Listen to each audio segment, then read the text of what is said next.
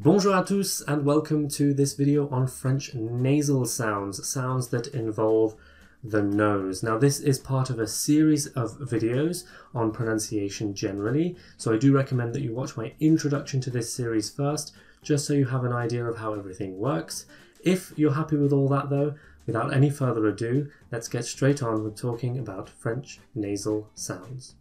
So French nasal sounds are relatively simple. They all exist in English and there aren't that many of them. So even if English is not your native language, these shouldn't cause too many difficulties. We'll start with the sound, which is the same as in English. M. This of course is the sound you make when you're eating something that tastes nice. So for this one we're going to put our lips together and simply blow air through our nose. The spelling for this one is as simple as the production. Of course, we just use the letter M.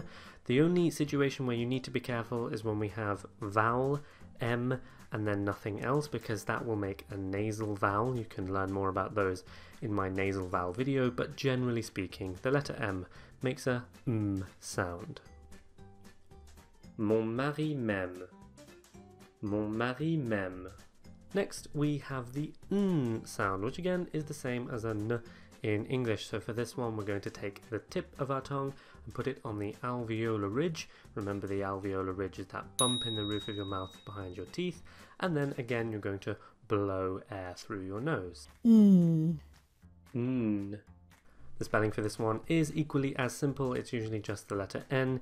Could be one, it could be two. You'll notice in the word automne we have MN, which in this case is just pronounced as an N sound, but really that's just an exception that you have to learn. It's not particularly common.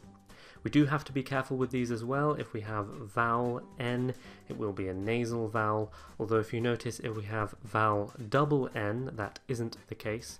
So here we have the words sonner and bonne, they are not nasal vowels, but if we have vowel N at the end of a word, said vowel will be nasal. Nous ne nous nourrissons pas.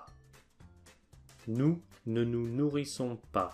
The next one is potentially the hardest, although I don't think many people have too much difficulty with this one.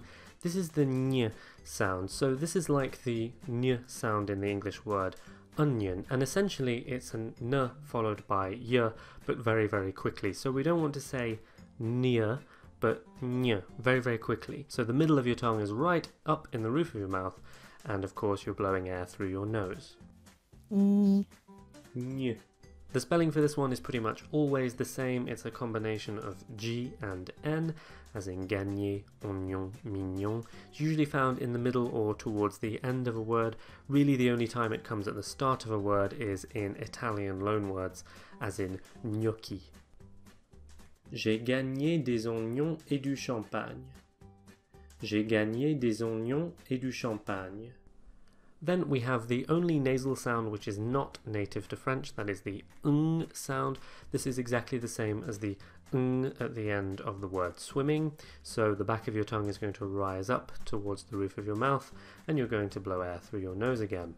This one can also be pronounced ng, so you do the same thing but then release a g sound at the end, ng, but different speakers do different things, it really doesn't matter. Since it's a sound borrowed from English, it really only appears in English loanwords. The spelling, of course, for this matches the spelling of English.